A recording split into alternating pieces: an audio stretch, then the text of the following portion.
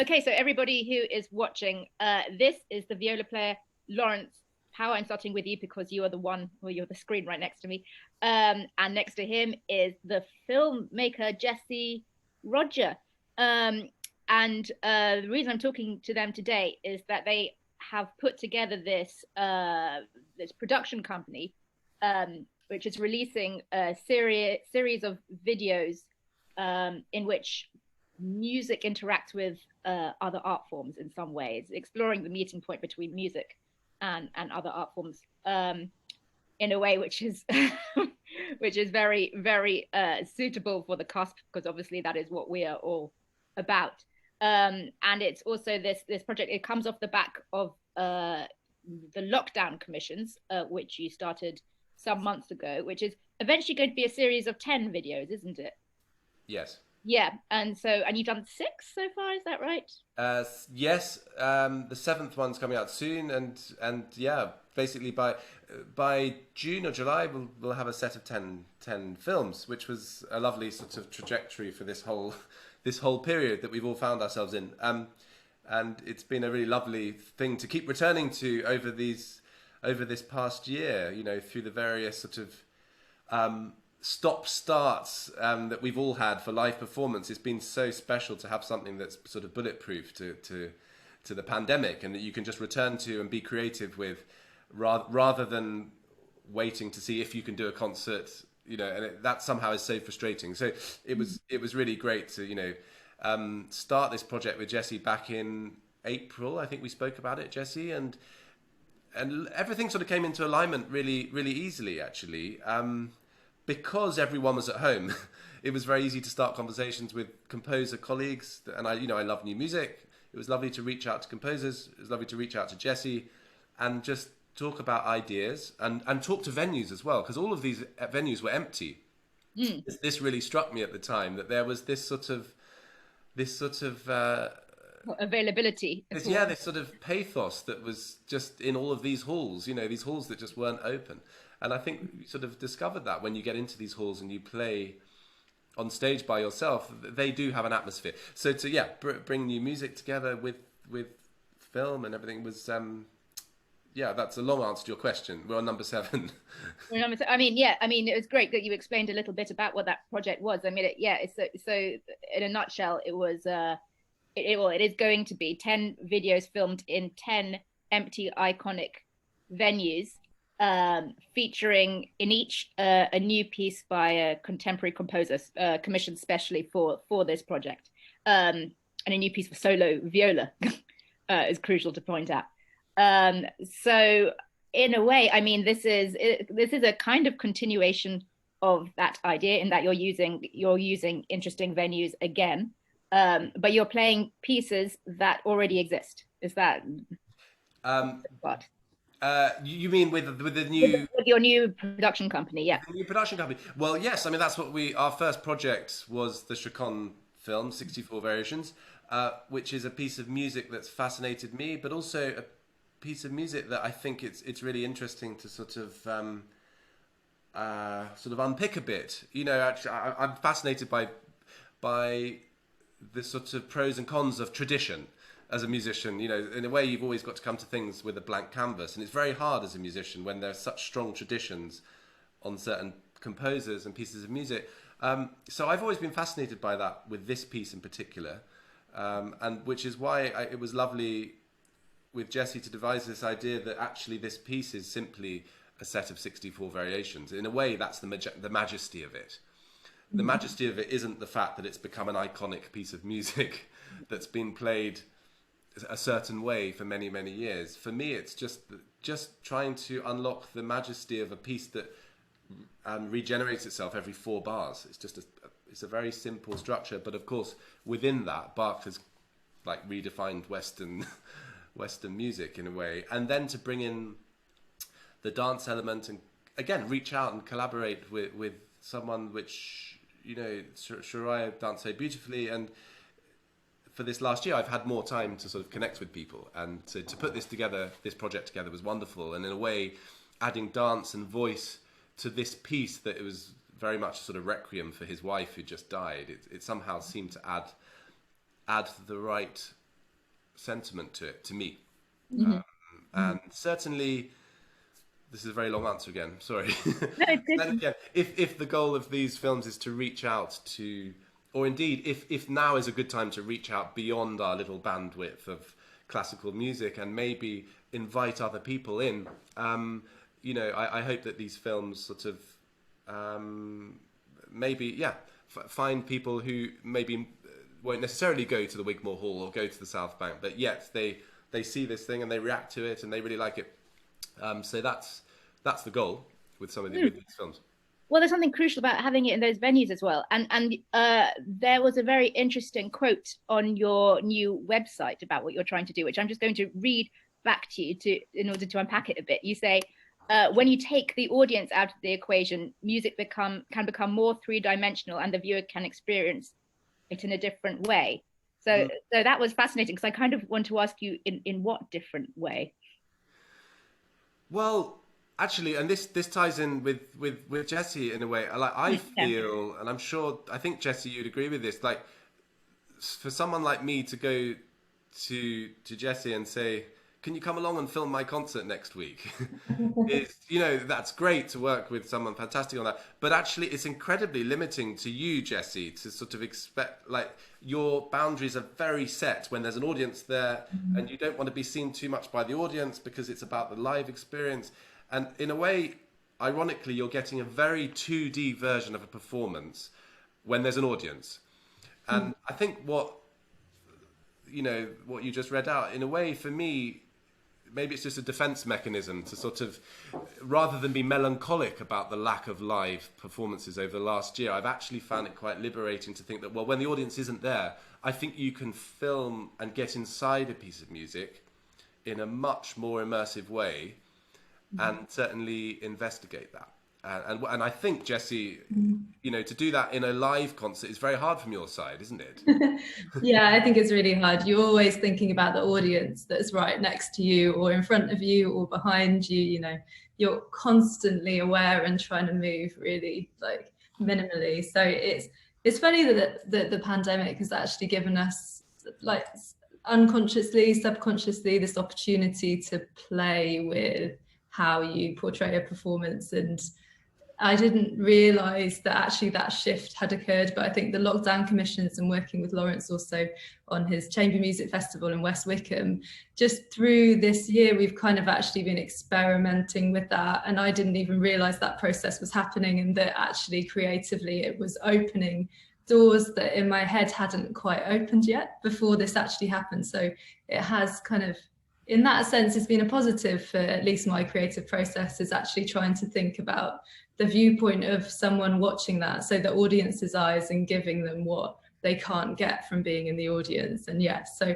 essentially it's like a playground when you don't have eyes that you're trying not to obstruct with your camera. You just, the whole journey of the camera actually begins, and it's a completely different process, and one that for me is really, really worthwhile and exciting. Yeah, you can go exactly where you like. do what the hell you like. Yeah. I think what we've all been struck by as well, like, while I'm very, very grateful to do it when I'm asked, but, you know, to go along and do a stream from an empty concert hall, again, to me and to many of my colleagues, actually, it just feels like, again, we're going back to this 2D thing. It's like, I'm playing in an empty hall, yet there's no one there, so that energy doesn't exist. Yet you have to somehow recreate that, and people are watching you. So I think what we're saying is that whether we like it or not, one has stumbled across this whole idea of music video, and music video is something that's been embraced in all other aspects. You know, pop music is defined by music video. You know, whoever you choose, whether it's Michael Jackson or Beyonce. I mean, the music videos and their songs are almost interchangeable. You know, like I was saying the other day, like Thriller by Michael Jackson's a great song, but it's also a great film. And for me, the fusion of those two is really interesting. And I'm fascinated by this sort of, maybe it's just a sort of inbuilt arrogance of my profession that we've never really had to engage with that, because we've always had Carnegie Hall, we've always had the Music Verein, and why should we ever bother experimenting with music video? But actually, I've always been fascinated by that, and this last year has opened up that very immediately, because of course that's all you can really do. You know, if you want to film something interestingly, then it sort of becomes a music video in my mind. So yeah, that's the sort of journey, and it's lovely to sort of unpick the potential of that. And I think one's really only scratching the surface of it, actually. I had a very long chat with Nick Collin last night, really good friend and colleague from the Aurora Orchestra. Such a sort of groundbreaking ensemble in many ways, and it's so wonderful just to talk about ideas and what's possible once you sort of extend the live experience. Because of course we'll have live experience again, and I look forward to it more than anyone. But maybe when we go back to live experience, this idea of fusing these two elements could be really interesting to me, you know, sort of using pre-filmed beautiful content that you could sort of play with during live performance, but in a really interesting way. So yeah, maybe there'll be benefits coming back to the concert hall after all this as well. Yeah, well, certainly the pandemic has kind of forced us to pull our socks up in terms of what we do online, and it is striking how, you know, at the beginning of the first lockdown, all the stuff that was coming out online, all those live streams were very well, a lot of them are very kind of DIY, you know, just bung it on the camera. And it was remarkable how what you were doing wasn't at all like that. You know, it was really beautifully filmed. And and Jessie, I guess I want to ask a little bit about sort of how you came to this. Did you? I mean, you specialize in arts documentary. That is what you do. Do you have a musical background yourself? Sort of, but not in the deep way that the majority of people I work with do. So it feels strange to be talking about it in the same conversation as Lawrence. But I did when I was younger. You know, I played the clarinet and the piano, and you know, accompanied choirs and that kind of thing. And when I got to the choice of should I go to music school or not, or university or art school, I kind of decided to go to university because I thought I'd never actually learn the subjects I took at university on my own back. I thought I would play the piano always, I would take photos always, but I wouldn't actually study French and philosophy myself. So that's what I went to do. But music was something that at that point, you know, I thought about doing it full time. I love music. It's a really big part of my life. There is a piano here, you know, it's yeah. So essentially I went down a slightly different path, but, you know, my heart was always in music, and I trained to be a journalist. I worked in Paris for a couple of years in radio and TV journalism. And then a job came up with the Philharmonia Orchestra in their digital department. And that was my segue back into a kind of musical world. So that's kind of, yeah. And is that how you know Lawrence, through the Philharmonia? Actually, yeah, I think the introduction was through Lawrence's management, and the digital producer at the Philharmonia, I think Marina Vidor, who is very excellent and doing really great things at the moment with the Philharmonia. She actually put me in touch with Maestro, who then put me in touch with Lawrence, I think. So I'm not quite sure sort of if that was the intention of the original contact, but yeah, essentially it was through the Philharmonia. Okay. And now you've been kind of developing what you do in the kind of context of filming and linking different art forms together. Now I'm thinking about the name of the company. Am I mispronouncing it? Go on, I'm just putting it out. I think it's like more like kind of thing. But it's actually okay. But it's the French pronunciation. And yeah, both of us have sort of slight connections. Well, Lawrence has a very big connection with France, and you know, I'm a Francophile as well. So I think Lawrence is good at explaining this. However you want to say it. Basically, for me, as a string player, I've always loved the fact that French is one of the few languages that gives a very important word to the sound post inside the instrument, which is a very sort of geeky thing to talk about. But actually, if you ask any string player what's amazing about the construction of a violin, a cello, or viola, that hasn't changed for like 400 years. The magic of it actually is the fact that inside there's this loose little piece of wood that's put inside, and without that it doesn't make a sound, the violin, and this little loose piece is put inside, and the tension of that is what defines the sort of magic of that instrument.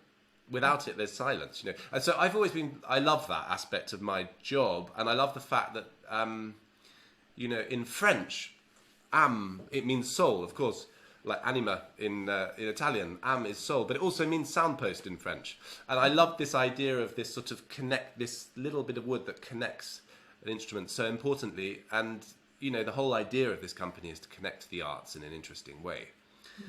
In a new way, because I've always felt as a classical musician that there's this little box and then there's this other thing, and it's lovely to just sort of maybe bring classical music and just put them all together, and without it being a big deal, just basically bring creative people together. I don't really care whether someone's an amazing filmmaker or a violinist or an actor or a comedy writer. For me, that creative melting pot is so exciting. And definitely, if I think back, sort of highlights of my concert, you know, life, is definitely those moments where all of those elements come together and you collaborate. I mean, basically, collaboration is the word, I think, for any musician. You know, I think it's all about that.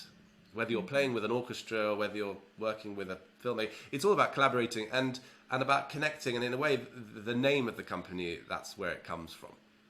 Okay. Yeah. Okay. And so, I mean, this is a slightly, I guess it's a bit of an unfair question for me to ask, given that I've kind of devoted my whole magazine to the meeting of art forms. But I wonder if there is a risk of diluting the kind of individual performances and what the audience gets from each, if you're putting say music together with dance or with some other art form. Do you think it amplifies it always, or is there a risk of diluting it?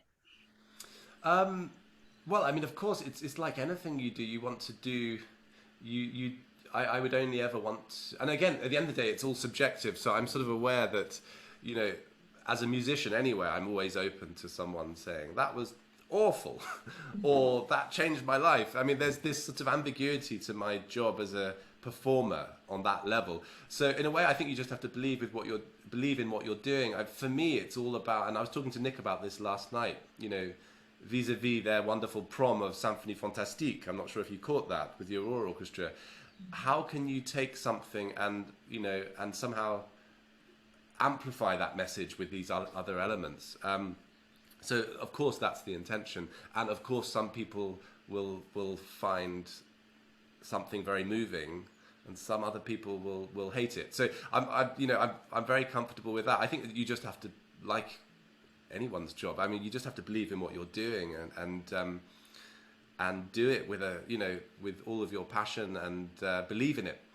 And for me, but there is a bigger question for me, is that I feel that it's very nice talking to the two of you and anyone in my little echo chamber. It's lovely to catch up with them. But I am aware that it is a very small little thing that we're talking about. And for the arts to punctuate that bubble and to go out in a bigger way, I think it's important to try these things, to try and sort of, what would make a piece by Bach more accessible to someone, without losing your integrity, of course, who might then want to go to a concert hall in 2 years' time, to a youngster who has no culture in their life whatsoever.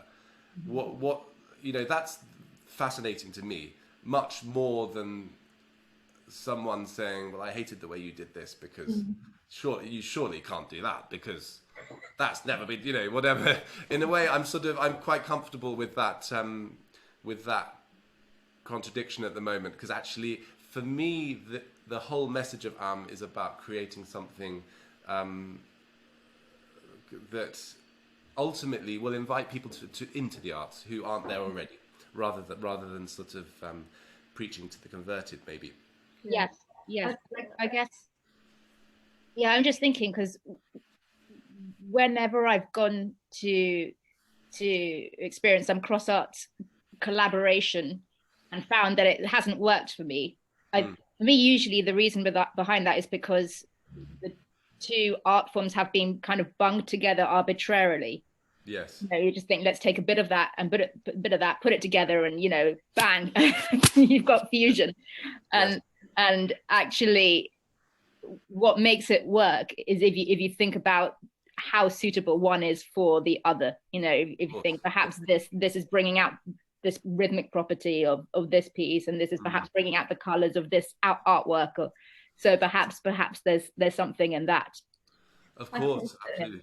Yeah, each project is like a blank slate, and I think thinking about it as, is this going to amplify or dilute, to me isn't really the question. It's just, what can we do together that's going to work as an independent project, irrespective of what's happened before with that piece of music or what hasn't happened. I think that it's really easy to kind of see things in negative terms, as opposed to just, what can we produce as a group of people together that will work and is going to be exciting for us. And I think I feel like I could get very worried about the process if I was thinking about, oh, is this taking the message of this great composer out and not actually doing it any favors, and more just taking each project as a blank slate and trying not to think about that. That's how I treat things. Obviously you can't, it's easier for me to take that than someone like Lawrence, who has seen a wide variety of interpretations of the Chaconne since the age dot. But I also think that we're not just doing established works, we will be doing new music as well. So, and I think that's important to say, is it's not just about taking the canon and then reinventing it. It's just, each project is a new kind of combination of elements that we're bringing together, and hopefully there's a lot of joy in that process. And I think that's also really key, is trying to make it about bringing joy to the people that are participating and are also experiencing it. And sometimes I think the process of recording and filming can lack that joy. If people are afraid and people are thinking about how they're going to be seen. And I think it's trying to tap into the positive elements of creating rather than the fear of creating. And I sort of feel like that taps into the question that you posed. And yeah, and in a sense, some people will hate that maybe, and some people will love it. And it's kind of trying not to think about it in those terms as my starting. Yes, and in a way, and I completely agree with you. And of course, one only does things that you believe in with integrity. You don't want to do anything that would lessen the beautiful thing that you're working with. But again, I think intellectualizing this question is sort of the problem I have, is that, of course, we can intellectualize this for hours on both sides of it, like, why would you do this, or this is amazing. But actually I'm really fascinated by just getting it out there and inviting people to engage with it, you know, and people who wouldn't maybe necessarily come to a piece of Bach or come to a piece of dance or singing or whatever.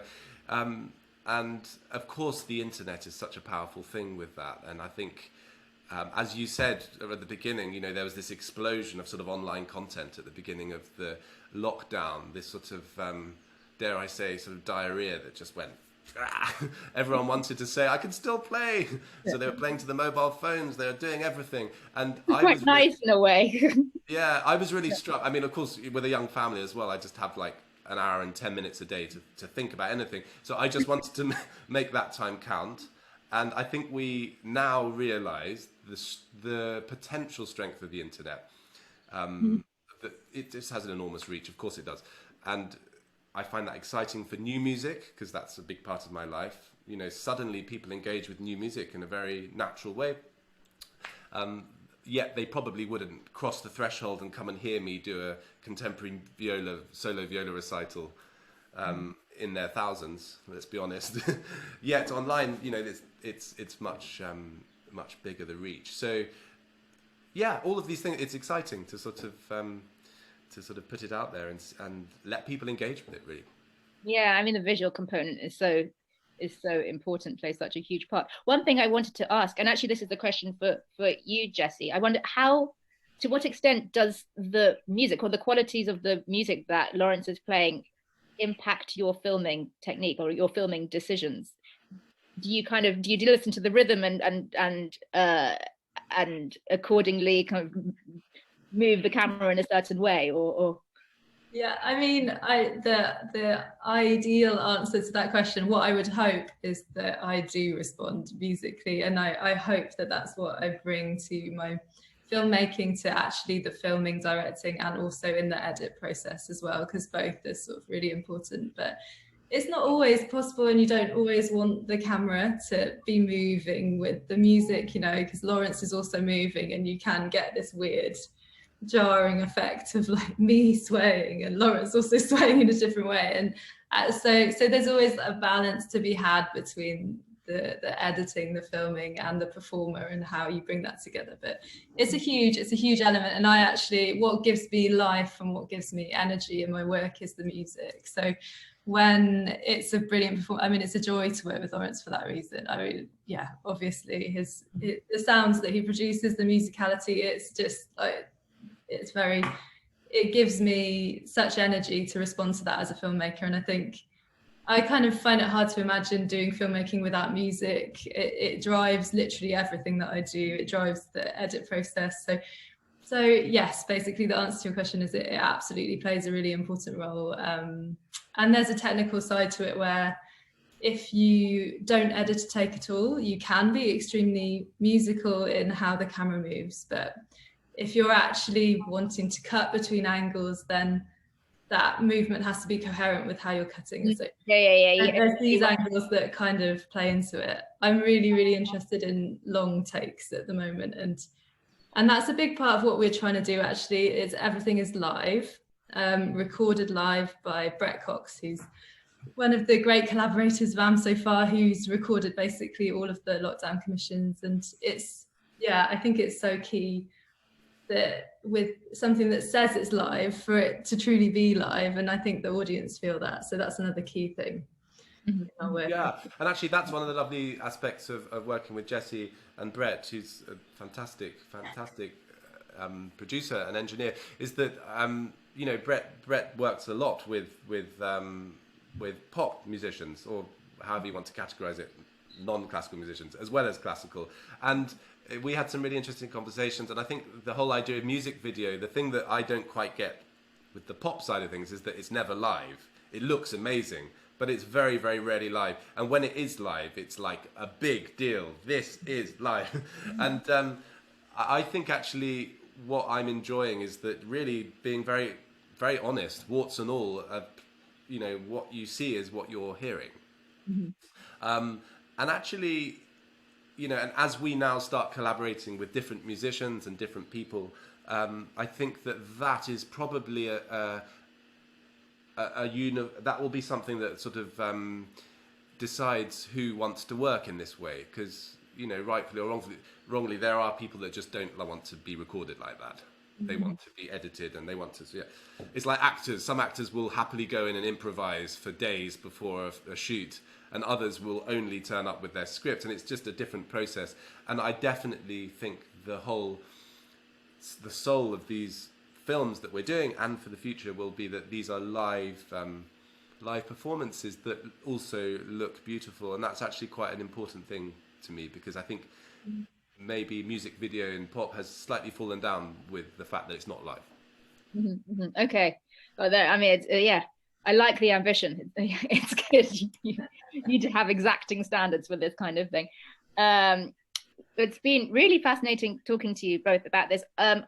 Just before I let you go off and do your thing, I wondered if I could ask a bit about your plans for the company. I mean, it might be sort of heavily embargoed, top secret stuff, but whatever isn't, I'd be really interested to hear.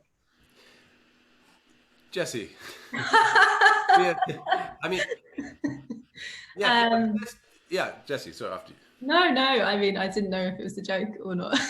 This one's for you, Jessie. I think there's lots of plans in the works, and we both have things that are quite close to our hearts to develop. In a sense, the plan is to keep collaborating with different people, to keep incorporating new voices, and together finding a voice that's kind of, I think the nice thing is there's no agenda in what we're trying to do. And so it's not an artist film made for an artist with their particular, you know, thing. It's not an agency. It's not a platform like the BBC who want it done a certain way. So the independence, I think, of what we're trying to create is quite important. And I think basically that's driving our decisions on what the upcoming projects are, and it's kind of the blank canvas kind of environment is quite important to me, that people come and don't quite know what they're going to create when we come together and create something. So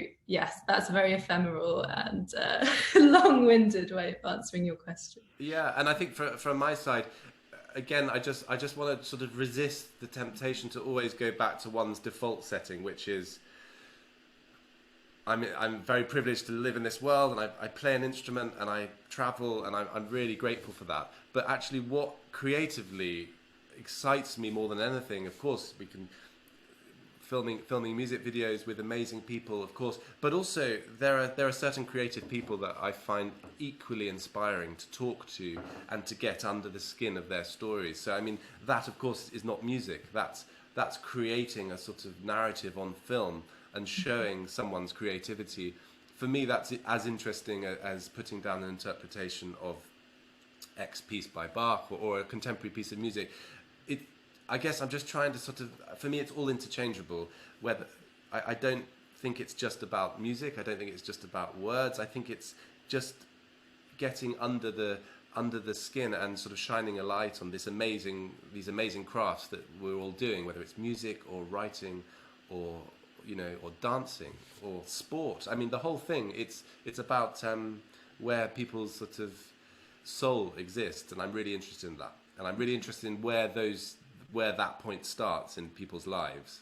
I come from a very specific bandwidth of musician where I had lessons early on.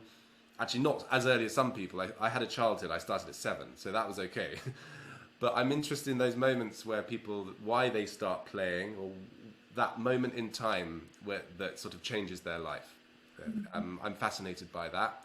And, talking to Jessie and developing ideas around that is equally fascinating to me. So I don't know if that's a cryptic answer, but there's some really, really rewarding and interesting projects that we're developing at the moment.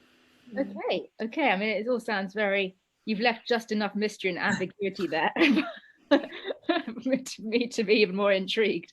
But I'm really looking forward to seeing what comes out of this collaboration between you. Yes, I mean, thank you so much both for giving up your time to speak to me. I'm sorry about my clock going off, which is it's kind of a beautiful clock, but completely sort of not quite on this planet. It never chimes the correct number of hours, so you have no idea what the time actually is from listening to it. And it always gets in the way whenever I'm trying to sort of talk to somebody. But thank you so much again, and I hope that at some point in the future our paths might cross. I hope that my path might cross with anybody's. As things are going, it'll be so exciting to see another human being in the flesh.